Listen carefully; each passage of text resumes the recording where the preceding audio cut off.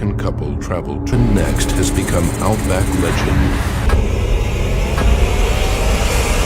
Film है जून 2015 की। हम एयरपोर्ट पर एक लड़की लीजा को देखते हैं। वो अपने दोस्त के आने का इंतजार भी कर रही थी। बाहर उसका दोस्त भी लीजा के लिए इंतजार कर रहा था। साथ साथ वो एक नक्शा भी देख रहा था। लीजा की नज़र उस पर पड़ गई तो वो उसके पास बाहर आ गई। आते ही उसने कहा, I am so sorry wait, late हो गई मैं। जिस पर वेट बगैर कुछ बोले वहाँ से आगे बढ़ गया। ये दोनों अब टैक्सी में बैठकर वहाँ से निकल गए। एक जगह पर आकर वेट किराए की गाड़ी लेने के लिए अंदर चला गया और लीजा इंतज़ार करने लगी। वेट जैसे गाड़ी लेकर आया, दोनों फौरन उसमें बैठ गए। निकलने से पहले वेट ने जीपीएस पर अपनी लोकेशन डाली ताकि ये उसके मुताबिक आसानी से अपना रास्ता तय कर ले। लीजा इससे पूछने लगी कि तुम जीपीएस क्यों इस्तेमाल कर रहे हो। वेट ने जवाब दिया, क्योंकि मैं कोई रिस्क लेना नहीं चाहता। अब वेट लीजा को अंगूठी देता है, शादी के लिए पूछने लगता है और वो उदास थी क्योंकि 2 हफ्तों बाद वेट आर्मी में जाने वाला था। अब इसके कोई जवाब ना देने पर वेट का मूड भी खराब हो जाता है। वो काफ़ी मायूस होकर रिंग को वहीं गाड़ी में ही रख देता है। खैर, इसके बाद ये लोग अपनी मंजिल पर जाने के लिए सफ़र शुरू कर देते हैं। सबसे पहले इन्होंने समंदर के किनारे जाना था और ये दोनों इंजॉय करते हुए आखिर अपनी सबसे पहली मंजिल समंदर के किनारे पहुंच गए। यहाँ आकर फिर जब वेट उसके पास आया तो दोनों सेल्फीज बनाने लगे। लीजा उसे समझाने लगी, अपना मुंह ठीक करो, वैसे भी तुमने 2 हफ्ते बाद चले ही जाना है, अब तो वक्त गुजार लो मेरे साथ। वेट उसकी बात मान जाता है। अब लीजा जल्दी से उसे लेकर पानी से बाहर आ गई। उसका जख्म देख कर कहने लगी, तुम्हें तो जेलीफिश ने काट लिया है। जेलीफिश बनी हुई हैं, पर वो इस चीज़ पर ध्यान ना देकर नज़रअंदाज कर देता है। ऐसे ही दिन गुजर गए। रात हुई तो ये पूरी रात अपनी गाड़ी में गुजारते हैं। लीजा वेट को एक रेगिस्तानी सुनसान इलाके आउटबैक के बारे में बताकर वहाँ जाने का कहती है, लेकिन वेट ने हर चीज़ पहले से तय की हुई थी और वो लीजा को मना कर देता है। क्यों? लीजा कहती है कि मेरी खुशी है, मैं वहाँ जाना चाहती हूँ। आखिरकार वेट को उसकी खुशी के लिए मानना ही पड़ता है। वो जीपीएस पर उस जगह की लोकेशन डालता है कि ये सफ़र 32 घंटे का होने वाला है। लीजा कहने लगी, इनकार मत करना, क्योंकि मैं एडवेंचर करना चाहती हूँ। के बाद ये इस जगह आउटबैक जाने के लिए निकल जाते हैं और वेट क्योंकि हर लिहाज से एहतियात करना चाहता था तो अपने सफ़र के लिए कुछ असूल बनाता है, जैसे कि वो कोई शॉर्टकट नहीं लेंगे और पब्लिक टेलीफोन का इस्तेमाल करेंगे। अब जैसे ये लोग आउटबैक की सड़क पर आए, उनके मोबाइल्स के सिग्नल चले गए। अब ये चीज़ वेट पहले से ही जानता था। सफ़र करते करते उन्हें रात हो गई। उन्होंने एक होटल में गुजारी। फिर अगली सुबह होते ही उन्हें सड़क पर एक मरा हुआ कैंगरू दिखा। लीजा बोली कि मैंने तुम्हें कहा था यहाँ बहुत सारे एडवेंचर्स होंगे। तभी उनका जीपीएस एक जगह पर आकर उन्हें एक रास्ते पर मुड़ने को कहता है, जो रास्ता शॉर्टकट था, जो वेट के असूल के मुताबिक नहीं था, क्योंकि वेट का ध्यान गाड़ी चलाने और जीपीएस पर था। अब ये उसी रास्ते से काफ़ी दूर निकल आए थे। एक जगह पर आकर जीपीएस इन्हें यू टर्न लेने का कहता है। ये देखकर लीजा बोली कि चलो वापस चलते हैं। वेट ने हैरत से पूछा, क्या तुम सीरियस बोल रही हो? आगे बढ़ने के अलावा और कोई रास्ता नहीं? तो वो दोनों इस रास्ते से आगे बढ़ने लगे, लेकिन जीपीएस बार बार उन्हें यू टर्न लेने का कहकर दोबारा वही ला रहा था। इस बात से वेट को गुस्सा आ गया। वो गाड़ी से निकलकर बाहर आया, जहां दूर दूर तक उन्हें सुनसान रेगिस्तान के अलावा कुछ नहीं दिखता। एक जगह जब वो खड़ा था तो वहां रेंगता हुआ काले रंग का सांप आ जाता है, जिसे देखकर वो जोर से चीख उठा और सांप की आवाज़ सुनकर लीजा कहने लगी, तुम बाहर क्या कर रहे हो? जल्दी आ जाओ गाड़ी में। जब वो गाड़ी में नहीं आता तो लीजा ही बाहर आ जाती है। तो अब ये लोग अपनी गाड़ी वहीं खड़ी करके पैदल ही आगे बढ़ने लगते हैं, लेकिन चलते चलते रात हो गई थी। आसपास उन्हें कुछ नहीं दिखता, इसीलिए गाड़ी की तरफ पैदल चलकर ही वापस आए। अब तभी वेट की तबीयत खराब होने लगी, इसीलिए अब उससे और नहीं चला जा रहा था, क्योंकि जिस जगह जेलफिश ने काटा था वो जख्म मज़ीद ख़राब हो रहा था। अब जैसा कि हम जानते हैं کہ ریگستانی علاقہ کھلا ہوتا ہے، یہاں راتیں اتنی ٹھنڈی ہوتی ہیں کہ گرم کپڑوں کے بغیر گزارا بہت مشکل سے ہوتا، اوپر سے جنگلی جانوروں کا ڈر بھی، لیکن انہیں ایسے کھلے میں رات گزارنی پڑتی ہے۔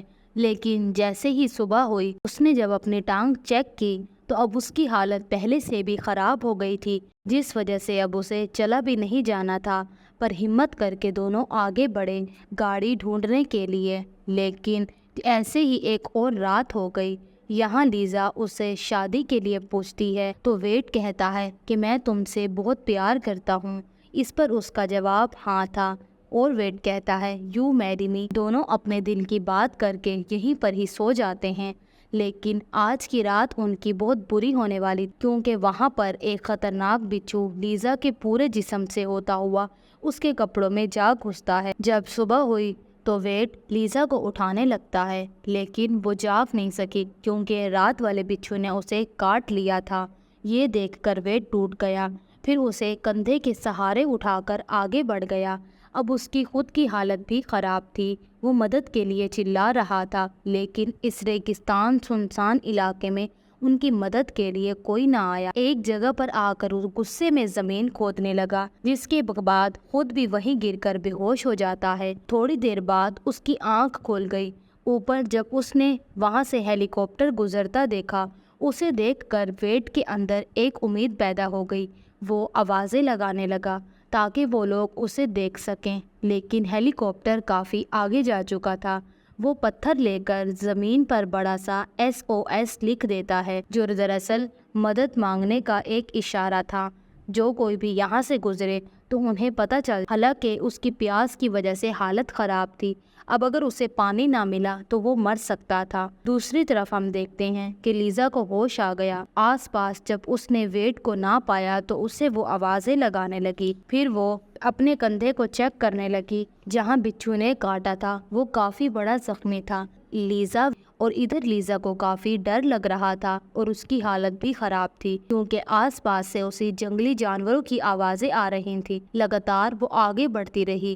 ویڈ واپس اس جگہ پر آ گیا جہاں رات ہو گئی تھی، لیکن لیزا یہاں نہیں تھی، تو ویڈ زور زور سے پکارنے لگتا ہے۔ اب اس کی آواز لیزا نے بھی سن لی تھی اور کہتی ہے کہاں ہو تم؟ اندھیرا ہے، کچھ نظر نہیں آ رہا۔ جس کے بعد وہ ایک دوسرے کو ڈھونڈتے ہیں۔ کافی ڈھونڈنے پر وہ نہیں ملے اور وہ تھک ہار کر وہیں بے ہوش ہو جاتے ہیں۔ اگلی صبح جب لیزا کی آنکھ کھلی تو اسے بہت پیاس لگ رہی تھی، کیونکہ انہیں یہاں پھنسے آج پورے دن ہو گئے تھے اور ان کی حالت بھی بہت خراب تھی۔ لیزا زندہ رہنے کے لیے پیڑ پودوں کو چوس کر ان میں سے پانی نکالنے کی کوشش کرتی ہے۔ اس کے بعد ہمیں دکھایا جاتا ہے کہ ویڈ تھک ہار کر وہیں لیٹ گیا، جس کے بدلے میں وہ مشکل فیصلہ کرتا ہے۔ وہ گاڑی کے انجن کا ڈھکن کھول کر اس میں موجود پانی کو پینے لگتا ہے، کیونکہ وہ پانی پٹرول جیسا ہی ہوتا ہے۔ ایسا کر کے وہ اپنی جان پر کھیل رہا تھا۔ اسے سارا پی کر وہ لیزا کو ڈھونڈنے کے لیے نکل گیا اور اسے رات ہو گئی۔ اس کا ابھی تک کوئی اتا پتہ نہیں تھا۔ دراصل لیزا ٹھوکر کھا کر بیٹھ جاتی ہے اور اس کے موبائل میں ابھی بیٹری تھی، اسی لیے وہ ویڈ کو میسج بھیجتی ہے۔ ویڈ کی حالت انجن کا پانی پینے سے بہت خراب ہو جاتی ہے۔ اس کے بعد ہم ویڈ کو دیکھتے ہیں کہ اسے وہاں سردی بھی لگ رہی تھی، اسی لیے وہ لائٹر کی مدد سے اپنے پاس ٹھنڈ سے بچنے کے لیے آگ جلاتا ہے۔ اگلی صبح لیزا جب جاگی تو وہ لیٹی ہوئی جگہ پر ایک چیز نوٹس کرتی ہے، جس سے وہ سمجھ گئی کہ ضرور یہ ویڈ نے لائن بنائی ہوگی۔ وہ لائن کا پیچھا کرتے کرتے آگے بڑھی اور ویڈ کے پاس آ ہی گئی۔ وہ ویڈ زمین پر لیٹا ہوا تھا۔ لیزا جلدی سے اس کے پاس آ کر گلے سے لگ جاتی ہے، ایک ہی بات پوچھ رہی تھی، ویڈ آر یو اوکے؟ اب حالانکہ وہ ٹھیک نہیں تھا، پر لیزا کے لیے بول دیتا ہے کہ ہاں میں ٹھیک ہوں، شکر ہے تم نے مجھے ڈھونڈ لیا، ورنہ میں تو سمجھ رہا تھا کہ کبھی تمہیں نہیں دیکھ پاؤں گا، اور لیزا مجھے معاف کرنا، ساری غلطی میری ہے، یہ پھنسنے کے پیچھے میں ہی ذمہ دار ہوں۔ لیزا جواب دیتی ہے چپ ہو جاؤ، خود کو الزام مت دو، سب ٹھیک ہو جائے گا، ہم دونوں مل کر گاڑی کی طرف چلے جائیں گے۔ لیزا کو فکر ہو رہی تھی کیونکہ اس کے منہ سے خون نکل رہا تھا۔ ویڈ کہتا ہے ایسا کر لو گی، مجھے یقین ہے۔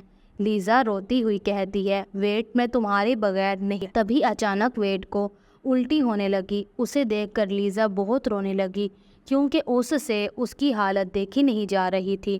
لیزا اسے کہتی ہے میں تم سے بہت پیار کرتی ہوں اور ہم یہاں سے ساتھ میں نکلیں گے، پر وہ اس کے ہاتھوں میں جان دے دیتا ہے، جس کے بعد لیزا اتنی ٹوٹ گئی کہ وہ خود رونے لگی، تھک ہار کر اس کے پاس ہی بیٹھ گئی۔ اگلے دن آگے بڑھی تاکہ یہاں سے نکل جائے، کیونکہ ویٹ نے جو قربانی دی تھی وہ اس کو ضائع نہیں کرنا چاہتی تھی۔ بڑی مشکل سے گرتے پھرتے آخر کار گاڑی میں آ کر بیٹھ گئی، جہاں سب سے پہلے وہ ویٹ کی شادی والی انگوٹھی نکالتی ہے۔ اسے دیکھ کر بہت رونے لگی۔ تبھی اچانک گاڑی میں اس ریگستان کا سب سے خطرناک سانپ آ جاتا ہے، جو دھیرے دھیرے کر کے لیزا پر چڑھنا شروع کر دیتا ہے۔ لیزا ایک دم بغیر ہلے کوئی حرکت کیے بیٹھی رہتی ہے اور سانپ کی وہاں سے جانے کا انتظار کرنے لگی۔ سانپ تو جانے کا نام ہی نہیں لے رہا تھا۔ وہ اس کی ٹانگ سے پہلے لپٹ کر پھر اس کے ہاتھوں سے اور سائیڈ پہ ہوتا ہوا گردن کی طرف آنے لگا، جو چیز لیزا کے لیے بہت مشکل تھی، لیکن لیزا کسی طرح گاڑی سے اتر کر جلدی سے دروازہ بند کر دیتی ہے۔ باہر آ کر رات کو وہ اس انگوٹھی کو نکال کر پہن لیتی ہے اور اس پورے سفر کی ویڈیوز اور تصویریں دیکھ کر اسے یاد کرنے لگی۔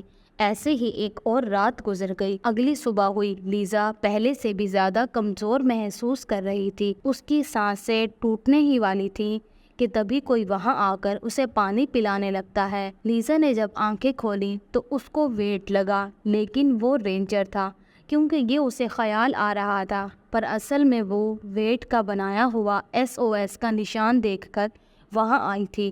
وہ لیزا کو اٹھا کر وہاں سے لے جاتی ہے۔ اس کے بعد ویٹ کی لاش کو بھی اٹھا کر اس کے گھر والوں کے حوالے کر دیا گیا تھا۔